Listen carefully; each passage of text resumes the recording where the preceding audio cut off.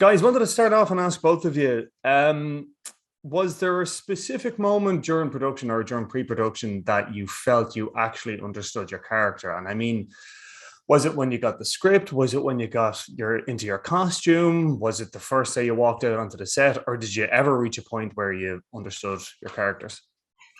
Well, Did I just like barrel through there? Because I saw no, this. no, Yeah, sorry. no, no. It's good because I think that the search is part of sort of what keeps you going, right? And each day brings a new challenge, and so in some ways, I like the idea that you're constantly searching. But um, I also think a lot of the work happens before you get to set, and for me, I think day two, I sort of finished a scene and went, okay, we're making a Batman film, and I'm the Riddler, and we're going. Yeah, I just came back continually to the understanding that that Gordon was just inches above the surface of the water and about to go under at any time. That he was just existing in the state of being overwhelmed, and that just kept coming back to me, and it was it was a early understanding, and then just a repeated revisiting to that as a kind of defining trait, and it really explains his relationship to the Batman, what drives him to reach out to this uh, controversial figure, particularly within the police department. So that came reasonably early, but it was I was reminded of it in healthy ways, I think, throughout the process. I mean, I would imagine living in that headspace for both of you must have been completely fucking exhausting.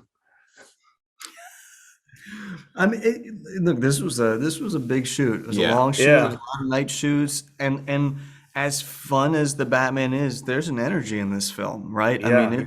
it's got something. So that was a part of the set too. I mean, Matt was almost a method director. I mean, not Mm. really, but like he was, man, he was so thorough and in it.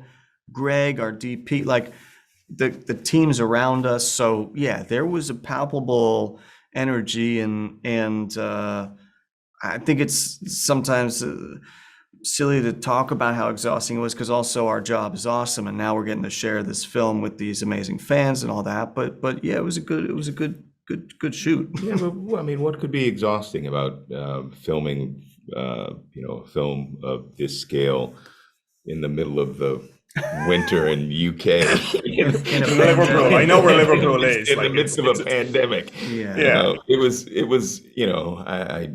was great to be so focused in the Yeah. middle of everything that was going on. I found it invigorating. It wasn't, filming is what it is. It's like early mornings and late nights and stuff like that. But I just found with everything else going around, the most exhausting thing was that I was trying to figure out how to sleep in the middle of all the madness that was, circling around us, and to some extent still is.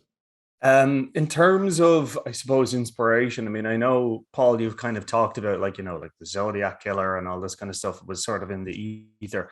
I'm just wondering for both of you, I mean, was there any, I guess, text or film or I don't know, a play or a novel or anything like that that you reached out to for inspiration for your character, or just during production that you were taking in as you were going along? Well, Matt had the reference to the Zodiac Killer, which frankly only spoke to me so far. I really think that for me, Gotham and the sort of archetypal energy of these characters, it felt bigger to me than that, whatever that means. But I think his sense of intent and purpose. So I understood the sort of grounded element of what Matt was after, and I think the more reality makes it more scary in some ways. But that only took me so far. Music. So even just the fact that Matt had Something in the Way, the Nirvana song, written into the script, that was a huge inspiration point. I think thematically for the film, but even just the words to that song. So that was really something that I worked with. The other music too, but taking my cue from that song, and also Matt had some of the score by Michael Giacchino was already written when we started filming. So I found music to be an important element of Gotham, so to speak. I love that he had the orchestra. Matt played that music for us, and it really did kind of, again, something about his individual choices specific to what they are, in this case, the music, but kind of explain so much more in terms of the tone. I really heard the entire film in this score that he wrote. And it was just wonderful that he said that he had given it to Michael, or Michael had, he'd asked Michael to record it, and he gave it to the orchestra, and they didn't know exactly what it was for. And because he was working on another film, he said, okay, by the way, here, play this.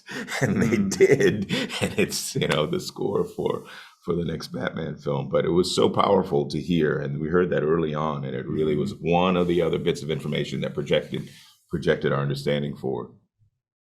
It's really cool. Okay, I'm getting the wrap up there. Thanks a lot. And congratulations on the film as well. Hope it does well for you. Thank you. Thanks. Fear is a tool.